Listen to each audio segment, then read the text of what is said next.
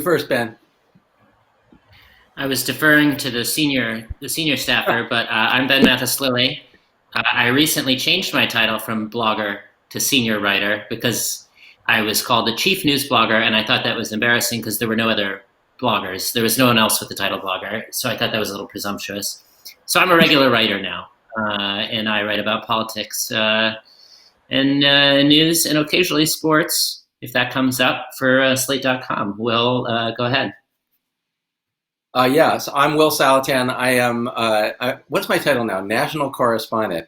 I once had the title, same thing, chief political correspondent, and it was like, there are no other political correspondents. So, we're all, I would say we're not victims of title inflation. I took advantage of it at the time. Then I'm like, national correspondent was like a thing where you could write about anything. So now I'm the national correspondent. National correspondent is a good title. Who I think is Josh Levine, our national editor. Does that link you guys in some sort of department together?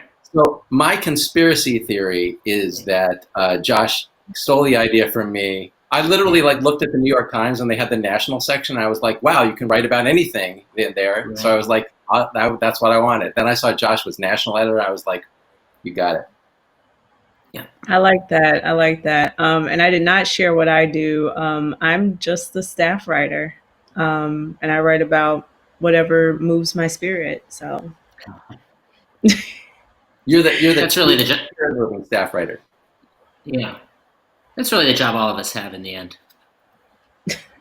of course. All right. So let's just hop right into it. So how are y'all feeling? I was going to ask you guys that. Are you? Julie, I know you're in Washington D.C. Will, is that where you're camped out? Yep, close enough. Okay, so what's the physical mood down there? Has the tension dissipated at all?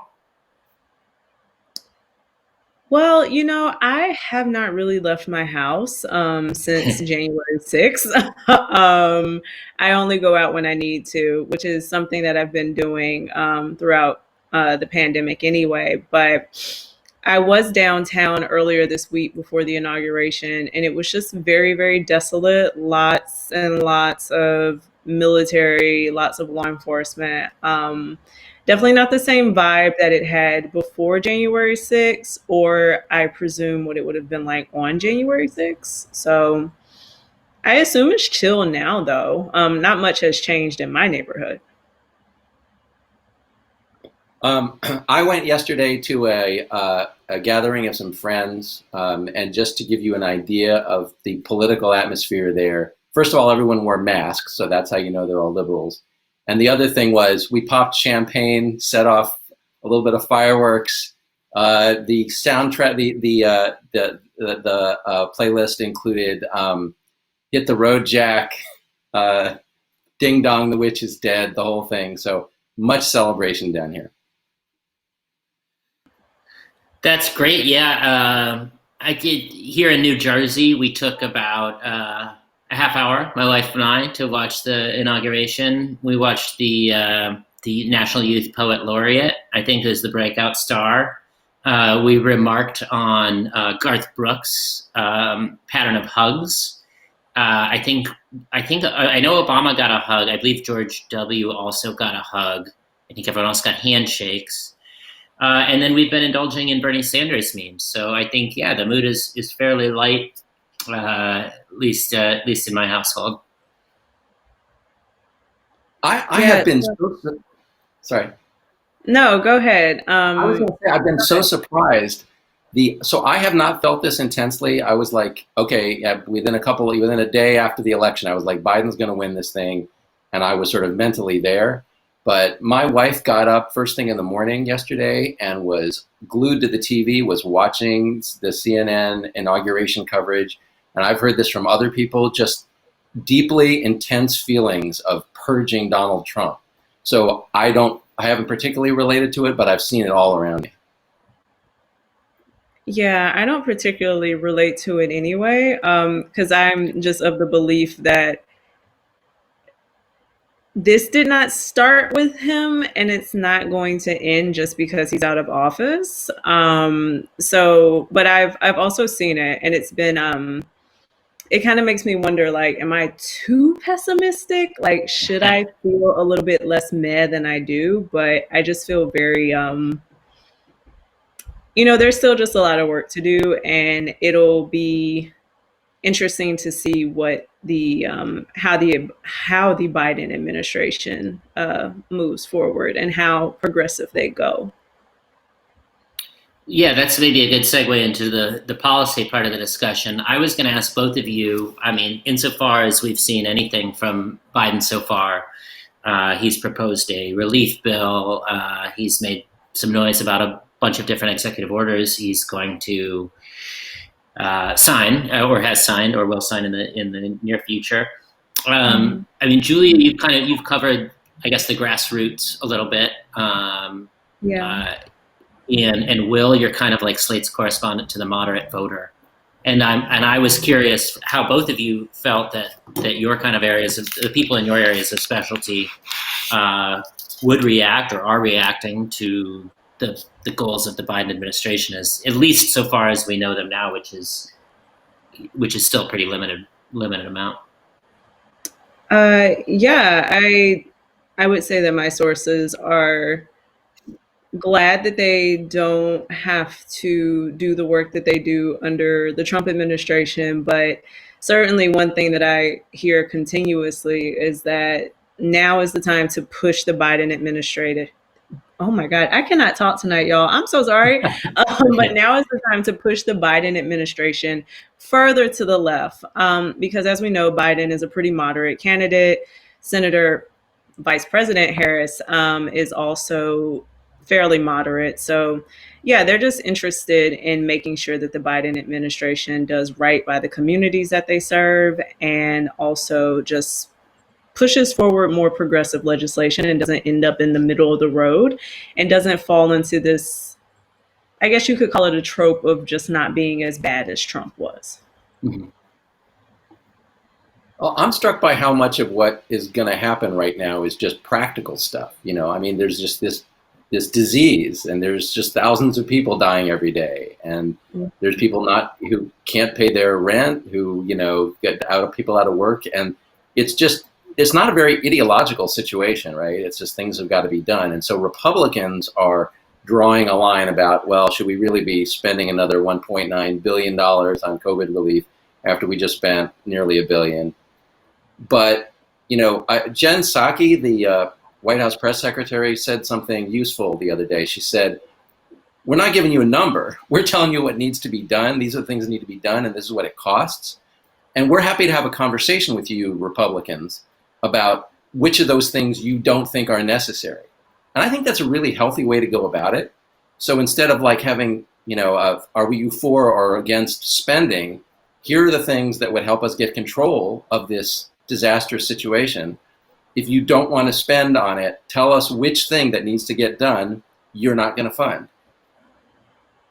Right. I think that gets into something that I've really been looking for. I guess if I have a focus, sometimes it's on the messaging on, messaging from the left, messaging from the Republican Party, messaging from the Democratic establishment. And so far, I guess what you would say, besides maybe some people commenting online, the elected Democratic left and center have been pretty much in alignment. Biden proposed a very large spending bill. There's been some suggestions that he raised the amount of the stimulus check from $1,400 to $2,000 to fulfill the promise that was made during the Georgia primary. But as we see from Bernie Sanders yesterday, kind of contentedly crossing his legs and attending the inauguration, and then today from Chuck Schumer telling Mitch McConnell, reportedly, they're not going to take the filibuster off the table. We see a Democratic Party that is fairly aligned with itself in a way that I don't remember from the last 6 years of covering politics, and I don't think probably pertained in the first days of the Obama administration. The kind of famously, Obama came into office and was immediately dealing with pressure to cut down his stimulus package, pressure to cut down the ambition of his healthcare package.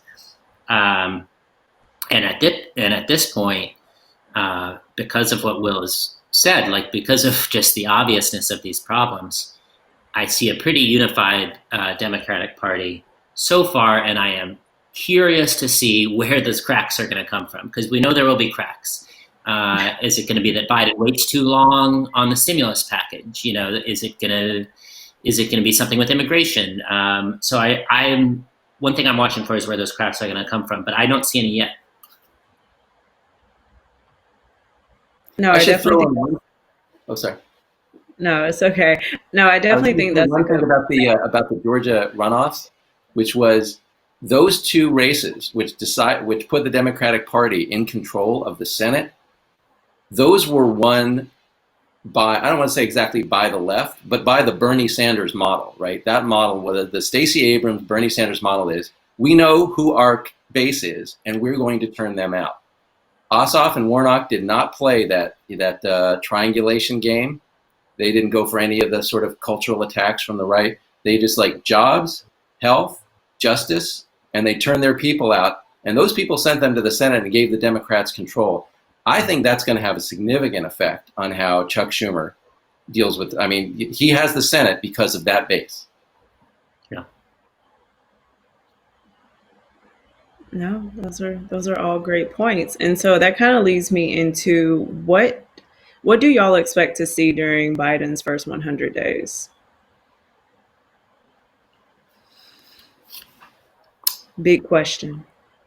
The thing I am most curious about is what we're going to learn about COVID, because the Trump administration's efforts on COVID have I think we know they've been inadequate.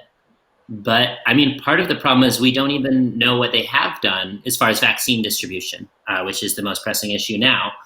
So in some ways, Biden's people are just kind of walking into the offices and turning over the files and trying to figure out what's going on. And I think, if there's going to be an instantaneous disappointment in the Biden administration, I think it's going to come from COVID. And so I am interested in seeing, what kind of expectations they set in the first 100 days as far as when are we going to be past this thing, or when are we going to be reaching the vaccination goals that have been talked about, herd immunity. Because I, like anyone who's concerned about this subject, follow it pretty closely. And frankly, I have no idea what we should be expecting when these big vaccine FEMA setups, National Guard setups, when they're rolling out. So I'm curious to see how much progress they can make in that respect.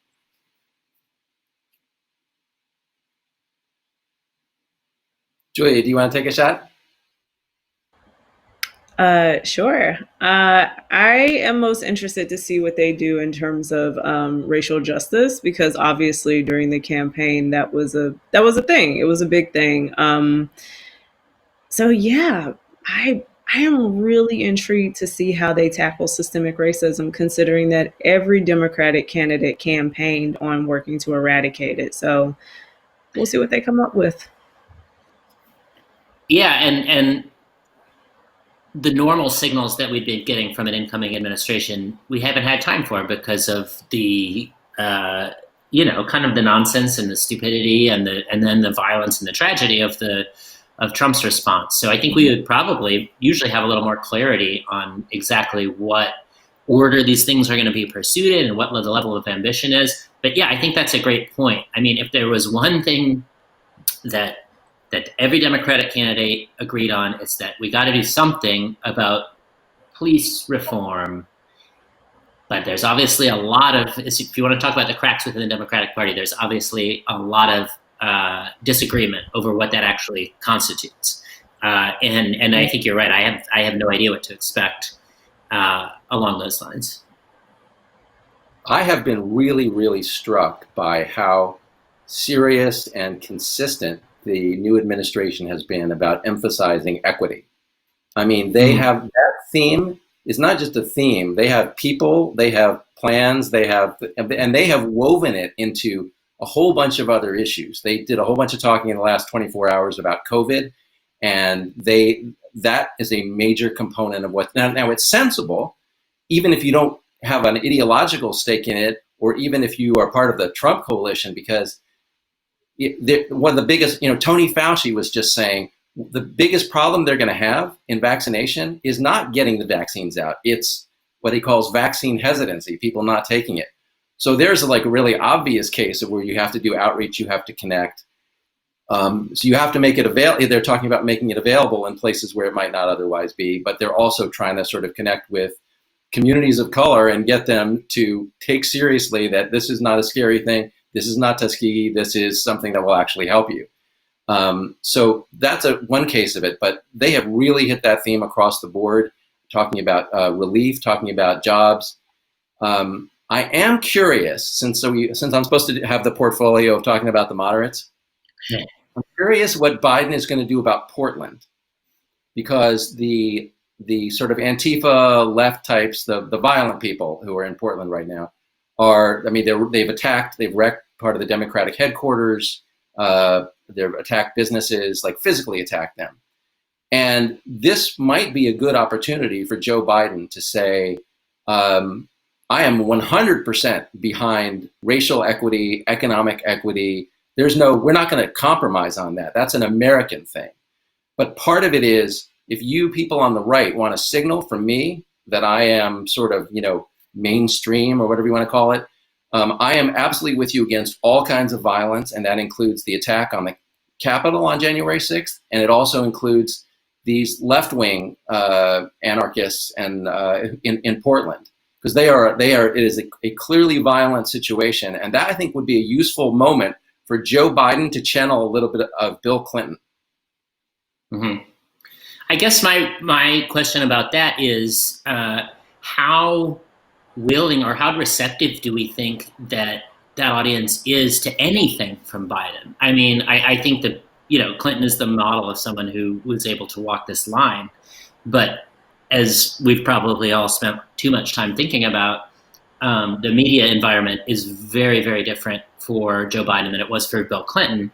And I wonder if Biden wonders, is it even worth it on a level of messaging or rhetoric or political appeal to try to appeal to that kind of right segment of American society?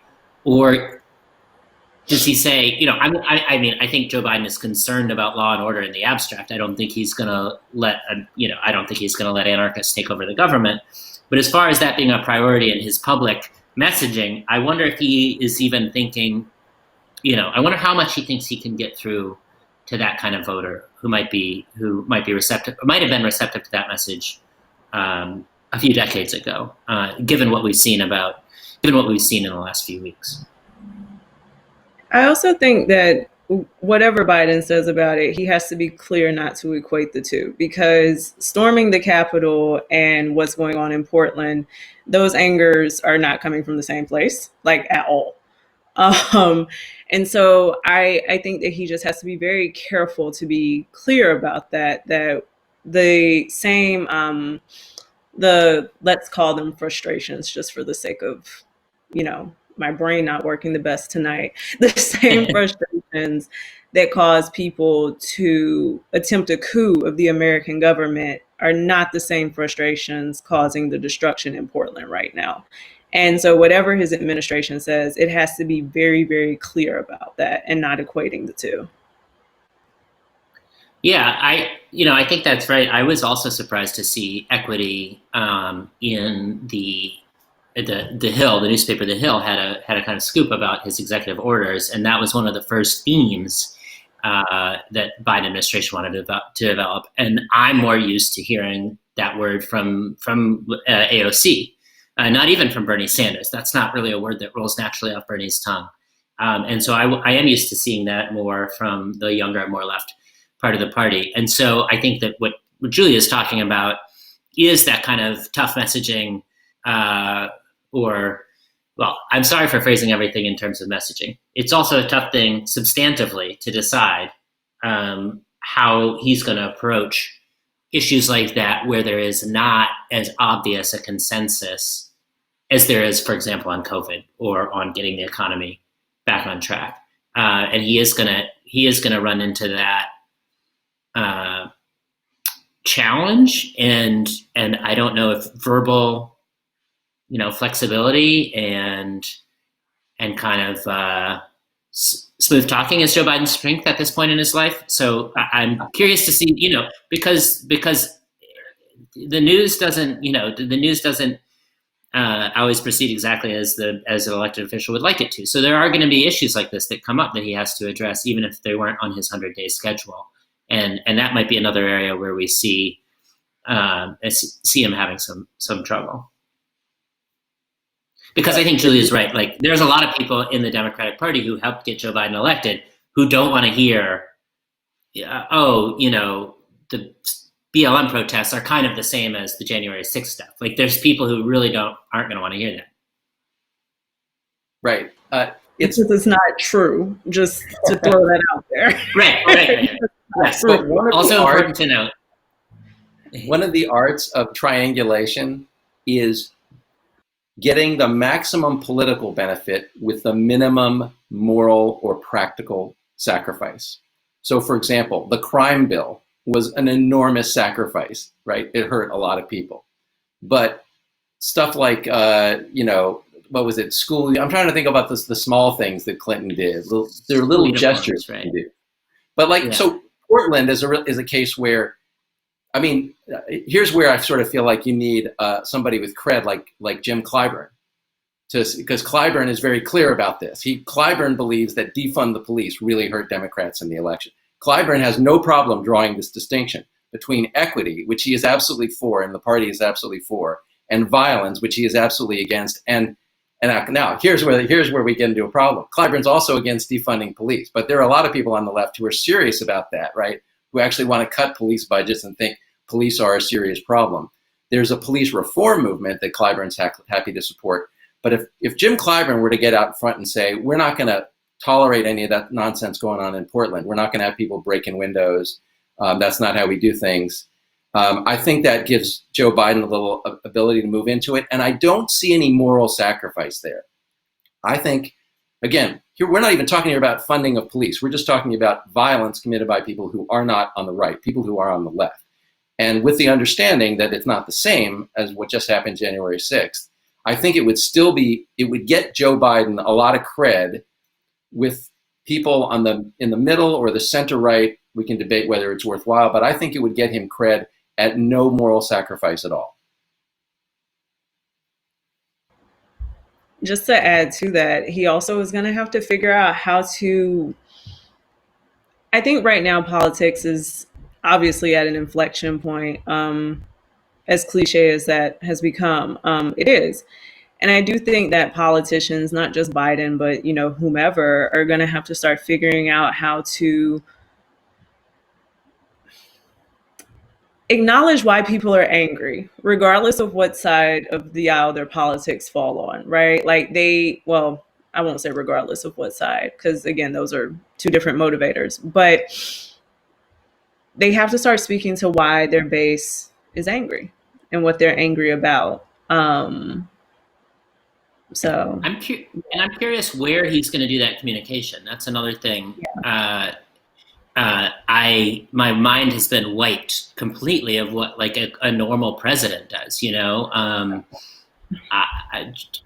not going to tweet every morning, and he's not going to tweet in the middle of the night, and so he's going to have more of a challenge than Donald Trump did in reaching people. And I think that's just one of the many things we still don't know. What opportunities is he going to take to speak to those issues when they come up? How is he going to do it? How many press conferences is he going to do? Is he going to go with the traditional model of, sitting for a big TV interview? And there are going to be occasions where he has to answer tough questions, and I just have no idea right now where he's even going to go to field them. But I guess we have a question from a viewer, but I did want to ask Will. I haven't gotten the sense that there's really much of a push or a challenge from the center. I don't see the Biden taking much of a challenge from the center right now. I feel like, if anything, there's consensus, not just among Democrats, but among independents, that you do COVID and you do the economy. and I think that's a good opportunity for Biden, and I think that's what he should be doing first. But I haven't seen kind of skepticism yet, or criticism yet, even from people in that space. Partly because that space hardly exists anymore. There's the left and the Democrats, and then there's the radical right. And so who? When you're talking about he needs to do something about Portland, who even makes that request to Joe Biden? Who forces his hand on those kind of things now that? Well, I just think I think Joe Biden might do it himself. I mean, he said before, he talked about Kenosha, and he talked about drawing that distinction. He's not under pressure to do it right now because nobody's really interested in cultural issues right now. You got thousands of people dying every day. So we're back to sort of the original point here. So I don't think he's under pressure, but I think he might get himself some credibility by standing up before he gets attacked by, Kevin McCarthy and Mitch McConnell or whoever else wants to do it about not standing up to left-wing violence. He has stood up to it. I think it would just be good for him to own it. But as to your question, Ben, about the middle, we're talking about half a dozen senators. That's what's in play here. I mean, a couple on the Democratic side, 4 or 5 on the Republican side. That's never going to be enough to get past the filibuster, but it'll get you a working majority on a lot of issues. Sure. That's a good point. I mean, and we've talked a lot about how people like Joe Manchin control the fate of the individual bills that are being put forward on right now on relief. But he also has, and people like Lisa Murkowski also are going to have a lot of ability to actually control, the news cycle and what we're talking about. And I don't know how they're going to use that power. But they haven't started using it yet, I guess. Like everyone is still deferring to Joe Biden on what he wants to do. Well, the rubber's about to hit the road because of the COVID thing. We have right now several. These Republican, the 4 or 5. I don't know what we're going to end up calling these people, the Red Dogs or whatever. But they are. Right. They've drawn this line. It looks like they're not going to go for $1.9 billion. So there's about to be a negotiation, and we're going to find out who these people are and what their lines are. Should we go to the question? Yes, we should.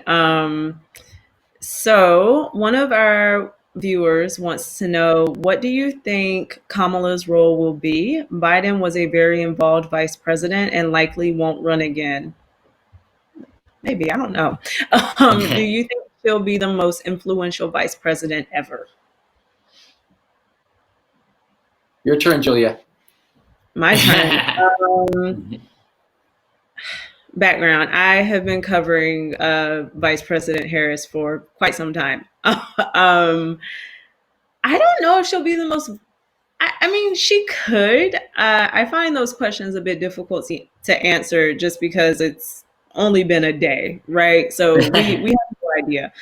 But what I will say is that I do think that you can see her imprint over a lot of the things that the Biden administration has been pushing so far, right? Like these executive orders on systemic racism, the push to get a control on the coronavirus. And granted, those are things that he said he was going to do anyway, but I do kind of see like the essence of Vice President Harris sprinkled on those things. And I think we will continue to see that. I do think that she is going to have a more involved role than, say, Mike Pence did.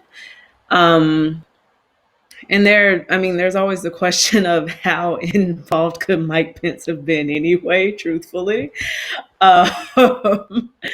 So yeah, that's like a kind of a long-winded answer to say we'll see, but I think she will.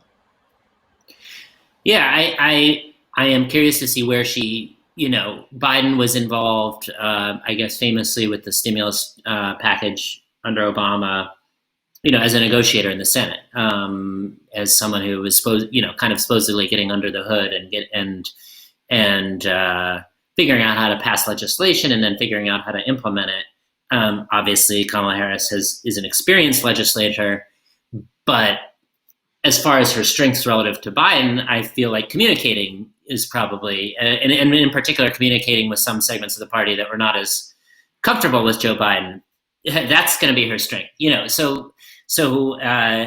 where is she going to get used on COVID? Where is she going to, push her? I guess not even get used, because that kind of makes it sound like it's up to someone else. I do think she has she has a lot of different paths open to her, and I am curious where she's gonna put herself on these subjects, because I think that Biden is not going to be the most active 24 hours a day president, and so I think that's going to leave a lot to other people, and I think that there's a lot that she could do. But we because we haven't had a real transition, we haven't really even seen her pick her issues yet. I tried to watch all of the briefings at which Biden announced cabinet appointees and other appointees. And one thing that I noted, there were some signals dropped in the course of some of these that Kamala Harris had actually a pretty significant role in choosing some of these people. So I feel like we don't have the full story yet, but it will come. I think that she has already had an imprint at the level of personnel, which is honestly the most important thing. You choose the people who are making the decisions. That has a huge effect. But also, Ben, on your point about communication, I thought in the campaign, as soon as one of my reasons why I thought Joe Biden should pick Kamala Harris is that Kamala Harris was the best talker in the Democratic primaries, and Joe Biden was one of the worst. And so I really thought in the campaign she was going to be his talker. Instead, he talked, and she was way more silent than I expected. So I thought that was disappointing, and I was kind of hoping in the administration that she would do. I mean, I'll be honest with you, watching the inauguration, Joe Biden gave his speech, and I was like, some people really loved it. I was like, it was fine. And then Amanda Gorman spoke, and I was like, can you please do the talking for Joe Biden for the next 4 years? I mean, I think Kamala Harris can do that. And at the briefings that I have seen, Joe Biden starts out speaking, he's fine. And then Kamala would come in at the end. And she's always been better than him. She's clearer. She's just more focused. She's more strategic about understanding what needs to be said. And so I hope we will hear more and more from her over the course of the administration. There's really nothing to disagree with on that one. That was, yeah. Okay. So how about, we have about 10 minutes left. So I just kind of want to open the floor and see, what fun thing do you want to talk about? Because I mean, we've had a heavy conversation for the past 30 minutes. We've talked about COVID and cabinet appointments and racism. And so there were Bernie memes, there was fashion, there was a concert. So Will, you go first. Pick a subject. Okay, forgive me. I want to pick a very serious subject, but this was amazing. So today there's a briefing, the first COVID briefing from the Biden administration. Same guy, Tony Fauci, is the lead on this. And I want you to imagine, I mean, what's a sport we all, football's big right now, right, with the football playoffs. Imagine that your university or your pro team has just hired a new coach, right? And the new coach comes in and says, we have a new strategy. We are going to try to march the ball down the field and get into the end zone. That was kind of what the briefing was. This was like, they asked Fauci about what it was like to be in the Biden administration instead of the Trump administration, what had changed. And I tried to write down what he said. This is almost a verbatim quote. He said, one of the new things in this administration is if you don't know the answer, don't guess. And then he said a bunch of other things. He said, we're going to be completely transparent and honest. We're not going to point fingers. He said, now with the Biden administration, everything will be based on evidence. And he said the idea that he can get up now at briefings and just talk about the science is, quote, liberating. So like you get a picture of how bad things were in the Trump administration. So back to this thing about what's Biden going to do about COVID. The just the fact that he's going to run the ball and throw the ball and march down the field is such an improvement over what we've had. I think, in sports terms, the fans are going to be very happy with the result. And in policy terms, to get back to reality, a lot of lives will be saved just because Joe Biden is doing the simple, sensible things. Yeah, that's a good point. And I was asking before, where is the Biden administration's opportunity to communicate with people? And that's probably the biggest one right now. That's an area where every person in the United States actually has questions that they want answered immediately from the government. And so it's not like he has to get people's attention on this subject. And so I think that's a good point. Like, that's where he can immediately start making his impact felt, or where, Kamala, as the case may be, kind of whoever takes the point person role in this can do that. I will talk about the Bernie memes, and I kind of am going to do something similar, which is to just ruin a fun thing, which is that I've noticed that, like, this goes back to what I said before, but the fact that in the first couple days of a Democratic presidency, that the most obvious rival to Biden for the Democratic nomination was Bernie Sanders. And I think we all remember the 2008 and 2016 Democratic primaries and the kind of bad feelings that persisted forever. I do not remember the 2008 primaries as well as you do. I was in a group. I'm in a group text, a group Twitter DM with some people talking about politics, and I think it was Joe Biden came to his high school in 2014, which really put in perspective how long I have not been in high school. But yes, I guess suffice it to say that there was some bitterness in the 2008 primary, and it kind of repeated itself in 2016.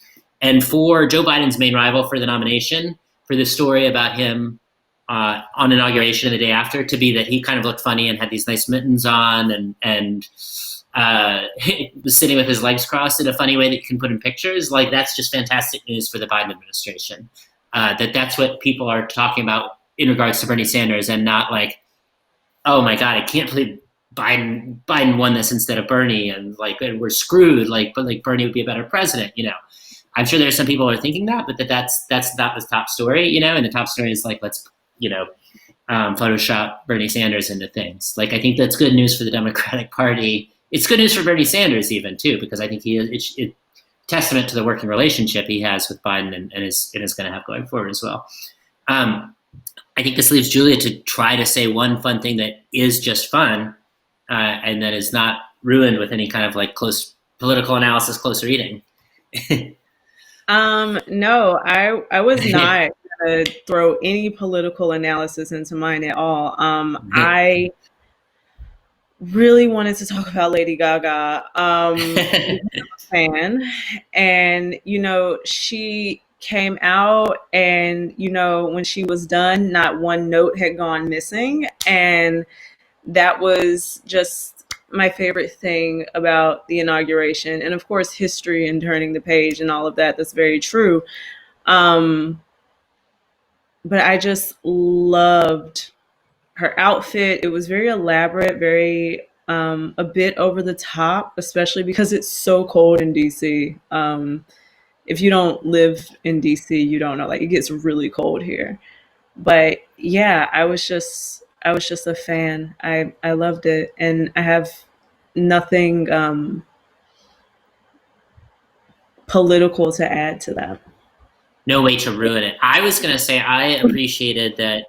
I think, and I'm pulling up Lady Gaga here. She has this billowing red skirt.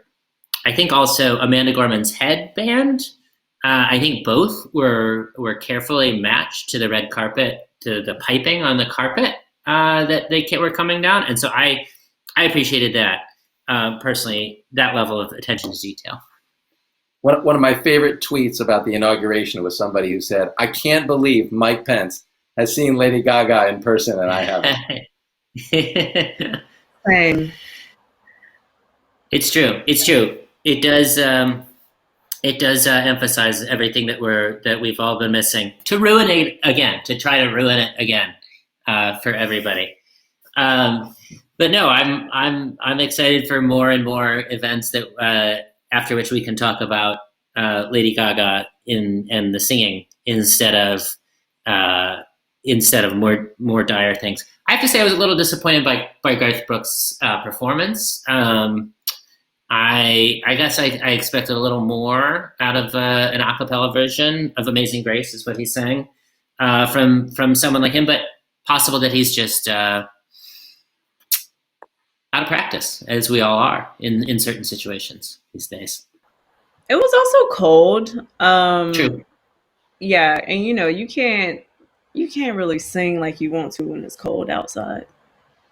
I think that's true. Beyonce, who in 2012 just, it might as well have been a summer day.